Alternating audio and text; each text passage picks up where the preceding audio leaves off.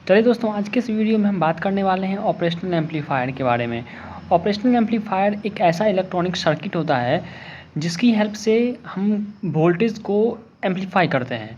Operational amplifier आजकल बहुत सारे जगह पे लगभग हर एक इलेक्ट्रॉनिक इक्विपमेंट में, most of the electronic equipment में यूज़ किया जाता है एज ए वोल्टेज एम्पलीफायर।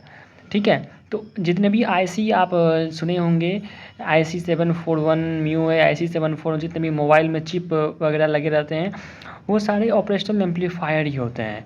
तो आज के इस वीडियो में हम बात करने वाले हैं inverting and non inverting operational amplifier के बारे में कि दोनों के बीच में डिफरेंस क्या होता है। अभी जो इस वीडियो में हम बात करेंगे वो प्रैक्टिकल ओप एम्प के बारे में बात करेंगे, क्योंकि ओप एम्प जो होते हैं इसका शॉर्ट फॉर्म है ओप एम्प। ऑपरेशनल एम्पलीफायर को हम ओप एम्प भी कहते हैं, लाइक इसको ऐसे भी लिखा जा सकता है। ठीक है, ओप एम्प तो ओप एम्प कहते हैं। तो ऑपरेशनल ओप एम्प जो होते हैं वो दो टाइप के होते हैं, ideal op amp and practical op amp.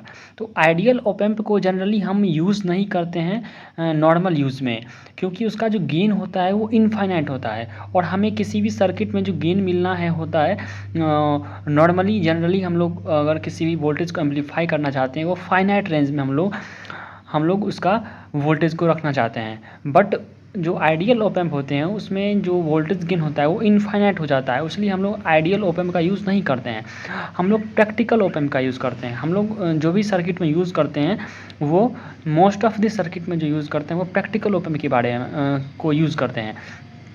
कहीं कहीं पे हम लोग आइडियल ओप एम्प भी यूज़ करते हैं जहाँ पे हम लोग को इनफाइनाइट गेन की नीड होती है, लेकिन हम लोग जनरली प्रैक्टिकल ओप एम्प के बारे में बात करते हैं। तो प्रैक्टिकल ओप एम्प का यहाँ पे जो हम लोग बात करते हैं, तो inverting and non inverting amplifier होते हैं। ऑपरेशनल एम्पलीफायर के दो टाइप होते हैं। ठीक है, तो इन्वर्टिंग एम्पलीफायर में क्या होता है कि यहाँ पे जो इनपुट का सप्लाई होता है वो निगेटिव टर्मिनल पे होता है। जैसे कि लाइक अब यहाँ पे ओप एम्प का जो साइन होता है डिनोट करने का, वो ऐसा ही फिगर हम लोग जनरली बनाते हैं। ठीक है, तो ऐसा है, तो यहाँ पे निगेटिव टर्मिनल, यहाँ पे पॉजिटिव टर्मिनल। तो इन्वर्टिंग एम्पलीफायर में जो होता है वो जो भी इनपुट हम लोग प्रोवाइड करते हैं वो निगेटिव टर्मिनल पे प्रोवाइड करते हैं, और इसका जो पॉजिटिव टर्मिनल होता है उसको हम लोग ग्राउंड कर देते हैं। ठीक है, और यहाँ पे R1 जो रेसिस्टर लगा हुआ है और RF जो रेसिस्टर है उसका भी बहुत इंपॉर्टेंट रोल है। तो RF रेसिस्टर जो है यहाँ पे निगेटिव टर्मिनल से लेके ग्राउंड, यह जो भी आउटपुट में जो ये RF लगा हुआ है, इस RF को हम लोग कहते हैं फीडबैक रेसिस्टर। इस RF को फीडबैक रेसिस्टर कहते हैं। ठीक है, सिमिलरली यहाँ पे भी RF जो लगा हुआ है वो भी फीडबैक रेसिस्टर है। तो यहाँ पे R1 जो लगा हुआ है वो इनपुट के साथ रेसिस्टर लगा हुआ है। ठीक है, तो इसका यूज इसलिए हम लोग को होता है क्योंकि जो भी हम लोग गेन निकालते हैं, वोल्टेज गेन निकालते हैं, वो गेन RF और R1 पे ही डिपेंड करता है। ठीक है, वो जो हम लोग गेन निकालते हैं तो इसका RF अपॉन R1 पे ही ये डिपेंड करता है। तो जैसे ही हम RF को इंक्रीज़ करेंगे, ठीक है, इंक्रीज़ करेंगे तो क्या होगा मेरा वोल्टेज जो हो वो भी इंक्रीज़ कर जाएगा। कहने का मतलब जो भी आउटपुट का जो होता है फॉर्मूला, कहने का मतलब ये होता है निगेटिव। और इन्वर्टिंग एम्पलीफायर का एक और कंडीशन है कि जो भी हम इनपुट सप्लाई करते हैं वो हमें 180 डिग्री फेज डिफरेंस मिलता है। जैसे कि लाइक मैं आपको यहाँ पे बताऊँ कि यहाँ पे अगर सिग्नल यहाँ पे हम ये अगर दे रहे हैं इनपुट में, तो हम लोग को जो आउटपुट में सिग्नल मिलेगा वो 180 डिग्री का फेज डिफरेंस यहाँ पे मिलेगा देखने को। ठीक है, तो मैग्नीट्यूड तो इंक्रीज़ करता ही है, साथ ही साथ फेज़ जो होता है 180 डिग्री का शिफ्ट हो जाता है इन्वर्टिंग एम्पलीफायर में। तो इसका हम लोग यहाँ पे आउटपुट का बात कर रहे थे, तो भी आउटपुट जो होता है वो RF अपॉन R इन, ठीक है, RF अपॉन R इन और भी इनपुट होता है। तो भी इनपुट जो हम लोग यहाँ पे प्रोवाइड करते हैं वो आप यहाँ पे देख सकते हैं कि RF को इंक्रीज़ करने पे यहाँ पे भी आउटपुट क्या हो रहा है, इंक्रीज़ हो रहा है। तो यहाँ पे फीडबैक रजिस्टर का बहुत इंपॉर्टेंट रोल है वोल्टेज को एम्पलीफाई करने के लिए। ठीक है, और ये जो आउटपुट हमें मिलता है वोल्टेज एम्पलीफाई करने का वो फाइनाइट रेंज में मिलता है, क्योंकि हम RF और R1 को जो हम लोग चेंज करते हैं वो फाइनाइट रखते हैं, रेसिस्टर को फाइनाइट रखते हैं, ठीक है, और इनपुट को भी हम फाइनाइट रखते हैं। तो इसलिए हमें जो भी आउटपुट मिलता है, एम्पलीफाइड सिग्नल जो मिलता है वो फाइनाइट रेंज में मिलता है। तो ये होता है ओप एम्प इन्वर्टिंग टर्मिनल का ये कंडीशन होता है। मेनली आपको ये बात ध्यान रखना है कि निगेटिव टर्मिनल पे हम लोग भी इनपुट का सप्लाई करेंगे फॉर इन्वर्टिंग एम्पलीफायर, और पॉजिटिव टर्मिनल को हम लोग ग्राउंड कर देंगे। तो भी आउटपुट जो हमको मिलेगा वो इस फॉर्मूला पे को फॉलो करते हुए मिलेगा। भी आउटपुट का जो फार्मूला होता है RF/Rin, इसको हम गेन भी कहते हैं, ठीक है, इसको हम गेन भी कहते हैं, और भी इनपुट के साथ हमको मल्टीप्लाई करना होगा तो हमको भी आउटपुट मिलेगा, ठीक है, फॉर इन्वर्टिंग टर्मिनल।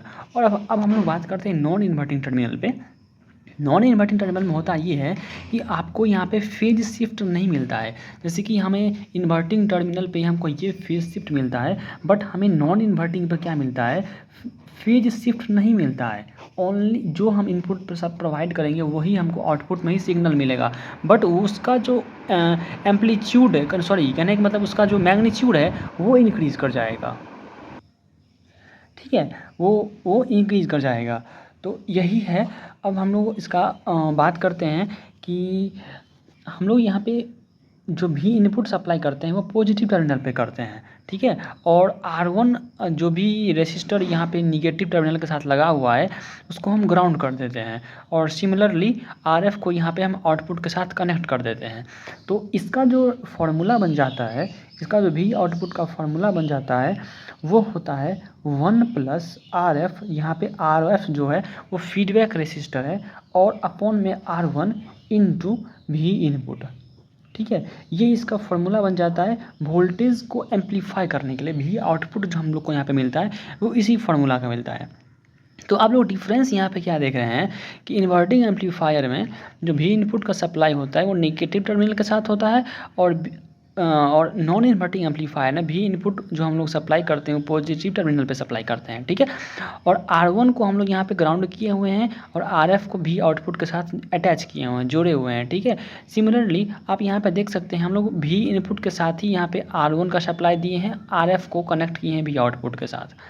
तो ये बेसिक डिफरेंस है दोनों एम्पलीफायर के बीच, ठीक है। तो ये जो ऑप एम्प होता है वो बहुत एक अच्छा डिवाइस होता है।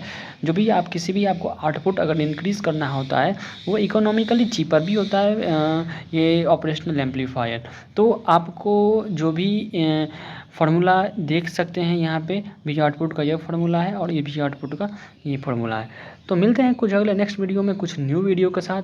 आई होप ये वीडियो आपको समझ में आया होगा। अगर कोई भी क्वेरी है इस वीडियो के रिगार्डिंग तो आप कमेंट सेक्शन में आस्क कर सकते हैं। तो मिलते हैं अगले वीडियो में। Till then okay.